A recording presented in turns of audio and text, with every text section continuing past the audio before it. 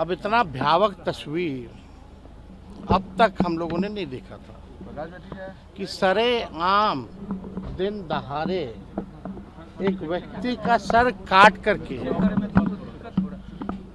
दिन भर घूमता रहा लोगों के बीच।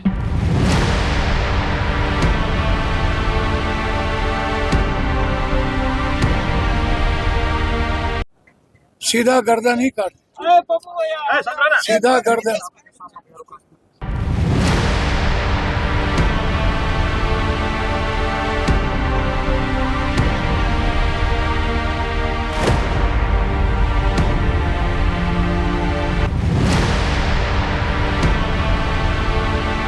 क्या देश में कानून का खौफ खत्म हो गया है? क्या देश में मुसलमान होना अब गुनाह है? क्या दिन दहाड़े गला रेत कर किसी की भी हत्या कर देना आम बात हो गई है? क्या प्रोपोगंडा फिल्मों को ही अब हकीकत माना जाएगा? बिहार के दोहरे हत्याकांड ने कई गंभीर सवाल खड़े कर दिए। सरेआम हुई इस वारदात के बाद इलाके में अफरा तफरी मच गई। वहीं भीड़ ने भी हिंसक रूप ले लिया और हालात को भयावह बना दिया। घटना के बाद कानून व्यवस्था पर तो सवाल उठ ही रहे हैं, साथ ही देश की शर्मनाक बनती जा रही राजनीति भी सवालों के घेरे में है। आखिर इस दोहरे हत्याकांड की असली वजह क्या थी और भीड़ को कानून हाथ में लेने की जरूरत क्या थी? प्रशासन समय रहते हालात पर काबू क्यों नहीं कर पाया? पुलिस इस हत्याकांड में नाकाम क्यों साबित हुई? यही सवाल अब पूरे मामले को और संवेदनशील बना रहे हैं। तो दोस्तों नमस्कार, मैं इरशाद अली और आप देख रहे हैं यूपी 76 न्यूज़, खबर हमारी दुनिया तक। बस आपसे एक ही निवेदन है, यदि आप फेसबुक पर देख रहे हैं तो फॉलो करें और यदि यूट्यूब पर देख रहे हैं तो चैनल को सब्सक्राइब करके घंटी वाला बटन जरूर दबाएं। दिन दहाड़े सड़कों पर भीड़, नारेबाजी और पुलिस की मुस्तैदी अब देश में आम बात हो गई है, लेकिन इन तस्वीरों को देखकर अंदाजा लगाया जा सकता है कि ये मामला संगीन है, जिसकी वजह से बिहार की अररिया का इलाका जल रहा है। मालूम हो कि बिहार के अररिया में एक ऐसी घटना को अंजाम दिया गया जिसकी कल्पना मात्र से ही रोंगटे खड़े हो जाते हैं। क्या कोई इस बात का यकीन कर सकता है कि सरेआम कोई व्यक्ति सबके सामने किसी का गला काट दे और लोग तमाशीन बनकर तमाशा देखते रहे और गला काटने वाला वहां खड़े होकर चाकू लहराता रहे? लोग सिर्फ ये सोच के खामोश रहे कि जिसका गला काटा गया वो मुसलमान है और पार्किंग को लेकर हुआ एक छोटा सा विवाद इतनी बड़ी वारदात में बदल जाएगा, इसका कोई अंदाजा भी नहीं लगा सकता। लेकिन आज के दौर में ये संभव है, क्योंकि रात दिन टीवी चैनलों पर, सोशल मीडिया पर जो चलता है, राजनीति के चुनावी मंचों पर जो कहा जाता है, और अब तो फिल्में भी इसी टॉपिक पर बनाई जा रही हैं कि हिंदू मुस्लिम में कैसे दरार पैदा की जाए।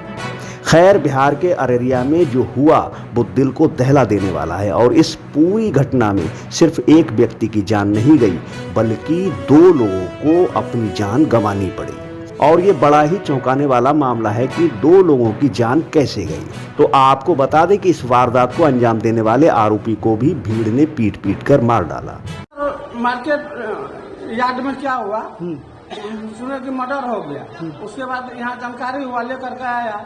जो दूसरा फिर आया था तो वो भी डेट था, उनको रख करके प्रशासन के द्वारा हम लोग जो है कि भिजवा करके ये किए। उसके बाद पब्लिक आकर के तोड़ फाड़ करना चालू किया, मारपीट, सबको गाली गुप्ता देना चालू कर दिया, मरीजों को भी, स्टाफ लोग को भी। तो इसमें पेशेंट जो थे अस्पताल में, तो वो लोग कहाँ गए? वो लोग कुछ तभी निकल गए सर। उसके बाद प्रशासन आए, को किधरों छुप गए। बाद में जो है कि प्रशासन के साथ हम लोग अभी निकलवाए हैं सब लोग। पूरे क्षति किया पूरा? जी, क्षति किया है। और कितने तादाद में आदमी थे वो लोग?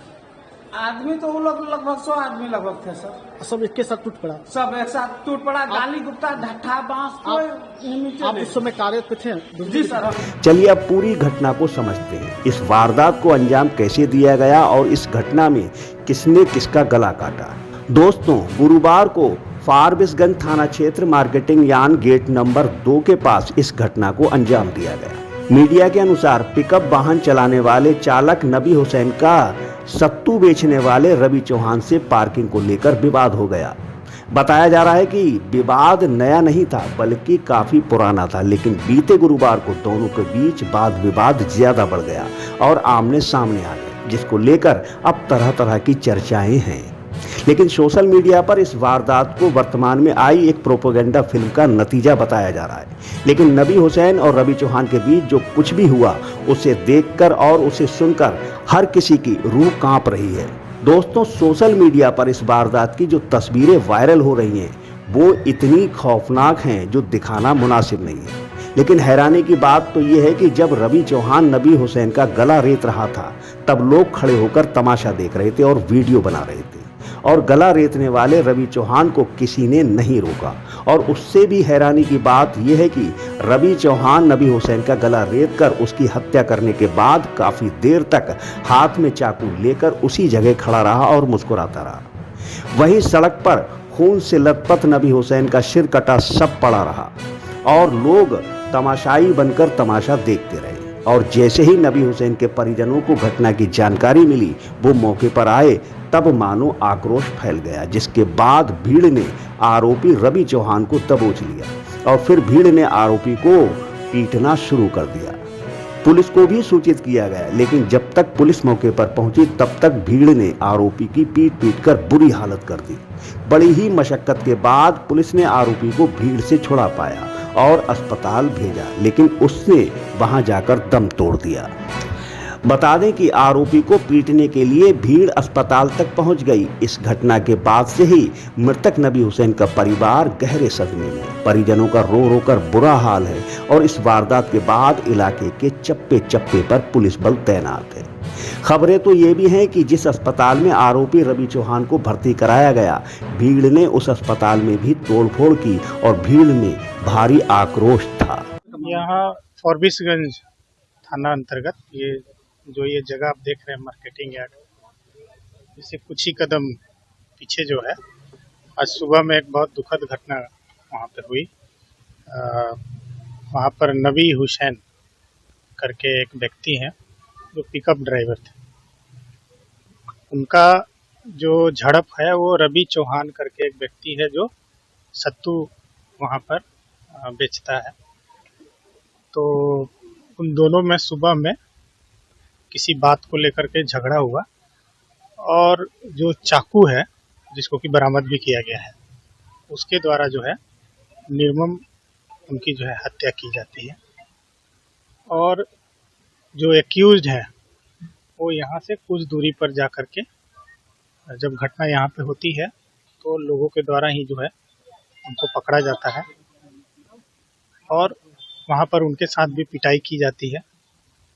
उनको पुलिस के द्वारा जो है अस्पताल लेके जाया जाता है और वहाँ पर उनको इलाज के क्रम में जो है मृत घोषित कर दिया जाता है। आपको बताते चले कि इस वारदात के बाद अब बिहार की राजनीति भी गर्मा गई और यहाँ की कानून व्यवस्था पर सवाल खड़े किए जा रहे हैं। ये साफ जो है पोल खोल दे रहा है इस चौपट राज का।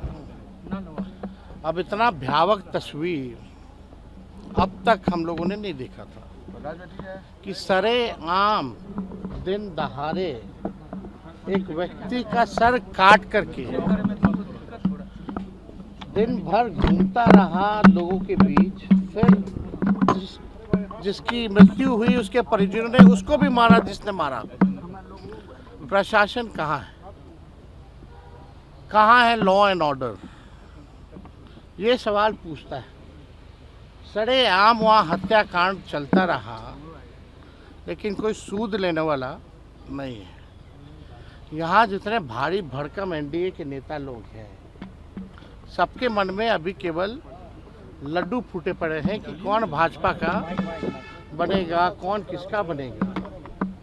5 साल में एक बार सरकार बनता था, अब तो दिने दिन सरकार कब बदलती है नहीं बदलती है, यही सिस्टम में लगा हुआ। छोटी छोटी बातों पर हत्या, छोटी छोटी बातों पर कत्लेआम, सीधा गर्दन ही काट, सीधा गर्दन।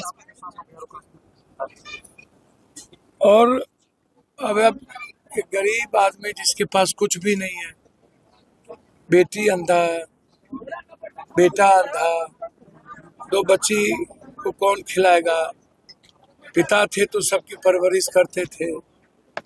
तो इतना बड़ा इतना बड़ा दुखद घटना, दर्दनाक घटना तो हम डेली देखते हैं, लेकिन ये भी रेयर एंड रेयरेस्ट घटना है। तो अभी उनके परिवार को हम इसलिए आए कि ताकि उसका परिवार की जिंदगी बोझ ना पड़े। व्यापार करने के लिए 20,000 5,000 ताकि वो जिंदगी चला सके, 1-2 महीना 1 महीना वो परवरिश करे, तब व्यापार शुरू कर लेगा तो फिर इसको महीने में 7,000 8,000 9,000 रुपया हो जाएगा।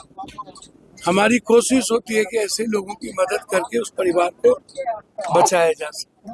परिवार इंसाफ की गुहार अब मेरी बात तो सुनिए, पहले जिंदगी तो बचे, कोई मदद तो करेगा नहीं। तो दोस्तों, अररिया की इस वारदात को लेकर आपका क्या कहना है? अपनी राय हमें कमेंट बॉक्स में जरूर दें। क्या वाकई देश में कानून का खौफ खत्म हो गया है? क्या पिटने वाला अगर मुसलमान है तो लोग तमाशा देखते रहेंगे? और मृतक के परिजनों के आने के बाद भीड़ ने जो किया उस पर अपनी प्रतिक्रिया हमें जरूर दें और देखते रहें यूपी 76 न्यूज़, क्योंकि खबर हमारी दुनिया तक। हम जल्द मिलते हैं, तब तक के लिए जय हिंद।